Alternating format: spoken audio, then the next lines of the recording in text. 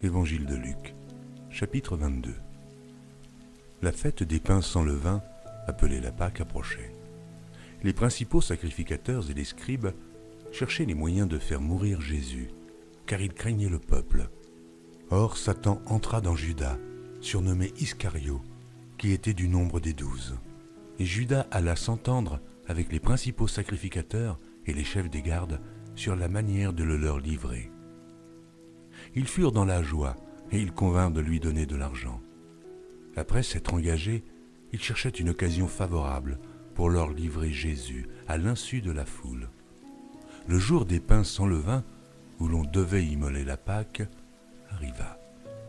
Et Jésus envoya Pierre et Jean en disant « Allez nous préparer la Pâque, afin que nous la mangions. » Ils lui dirent « Mais où veux-tu que nous la préparions ?» Il leur répondit « Voici. Quand vous serez entrés dans la ville, vous rencontrerez un homme portant une cruche d'eau. Suivez-le dans la maison où il entrera. Et vous direz au maître de la maison, le maître te dit, où est le lieu où je mangerai la Pâque avec mes disciples ? Et il vous montrera une grande chambre haute, meublée. C'est là que vous préparerez la Pâque. Ils partirent et trouvèrent les choses comme il le leur avait dit, et ils préparèrent la Pâque. L'heure étant venue, il se mit à table, et les apôtres avec lui. Il leur dit, j'ai désiré vivement manger cette Pâque avec vous avant de souffrir. Car je vous le dis, je ne la mangerai plus jusqu'à ce qu'elle soit accomplie dans le royaume de Dieu. Et, ayant pris une coupe et rendu grâce, il dit, prenez cette coupe et distribuez-la entre vous. Car je vous le dis, je ne boirai plus désormais du fruit de la vigne jusqu'à ce que le royaume de Dieu soit venu. Ensuite, il prit du pain et, après avoir rendu grâce, il le rompit et le leur donna en disant « Ceci est mon corps, qui est donné pour vous. Faites ceci en mémoire de moi. » Il prit de même la coupe après le souper et la leur donna en disant « Cette coupe est la nouvelle alliance en mon sang qui est répandue pour vous. Cependant voici, la main de celui qui me livre est avec moi à cette table. Le Fils de l'homme s'en va selon ce qui est déterminé, mais malheur à l'homme par qui il est livré. » Et ils commencèrent à se demander les uns aux autres qui était celui d'entre eux qui ferait cela. Il s'éleva parmi les apôtres une contestation, lequel d'entre eux devait être estimé le plus grand. Jésus leur dit, « Les rois des nations les maîtrisent, et ceux qui les dominent sont appelés bienfaiteurs. Qu'il n'en soit pas de même pour vous.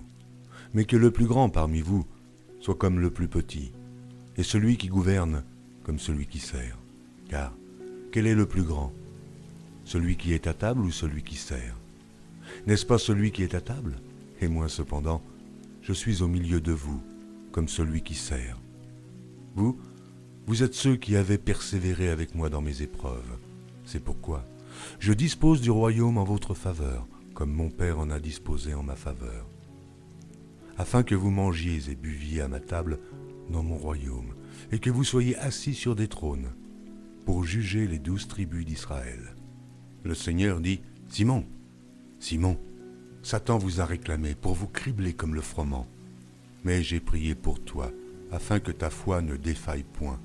Et toi, quand tu seras converti, affermis tes frères. » « Seigneur, lui dit Pierre, je suis prêt à aller avec toi, et en prison, et à la mort. » Et Jésus dit, « Pierre, je te le dis, le coq ne chantera pas aujourd'hui que tu n'aies nié 3 fois de me connaître. » Il leur dit encore, « Quand je vous ai envoyé sans bourse, sans sac et sans souliers, avez-vous manqué de quelque chose ?» Ils répondirent, « De rien. » Et il leur dit, « Maintenant, au contraire, que celui qui a une bourse la prenne, et que celui qui a un sac le prenne également, que celui qui n'a point d'épée vende son vêtement et achète une épée. Car je vous le dis, il faut que cette parole qui est écrite s'accomplisse en moi. Il a été mis au nombre des malfaiteurs, et ce qui me concerne est sur le point d'arriver. » Ils dirent, « Seigneur, voici 2 épées. » Et il leur dit, « Cela suffit. » Après être sorti, il alla selon sa coutume à la montagne des Oliviers. Ses disciples le suivirent.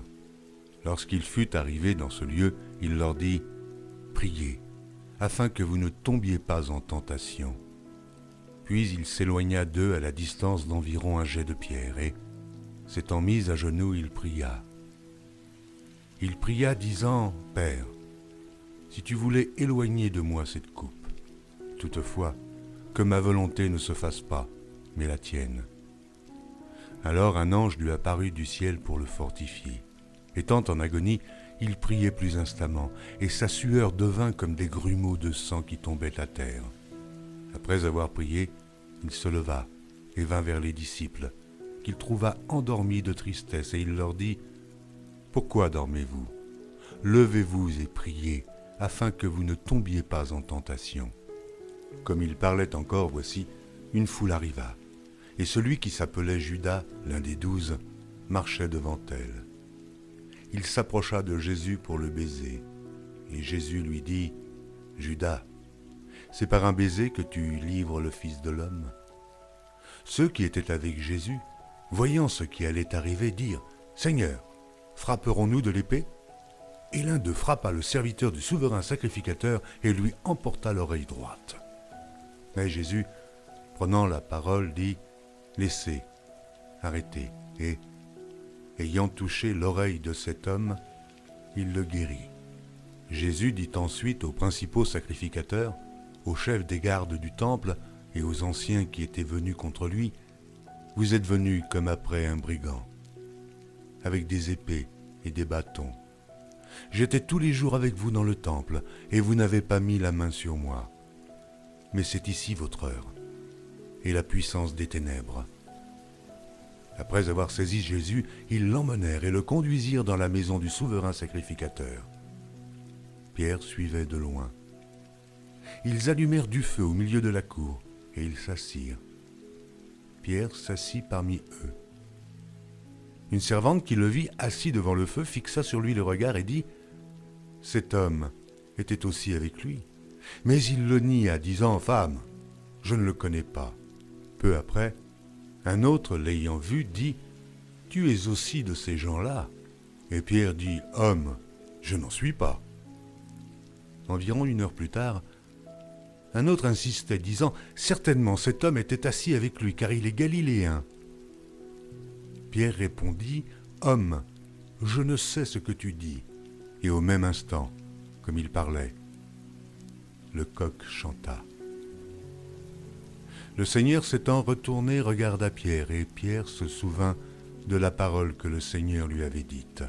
« Avant que le coq chante aujourd'hui, tu me renieras 3 fois. » Et, étant sorti, il pleura amèrement. Les hommes qui tenaient Jésus se moquaient de lui et le frappaient. Ils lui voilèrent le visage et ils l'interrogeaient en disant « Devine qui t'a frappé !» Et ils proféraient contre lui beaucoup d'autres injures. Quand le jour fut venu, le collège des anciens du peuple, les principaux sacrificateurs et les scribes, s'assemblèrent et firent amener Jésus dans leur sanédrin.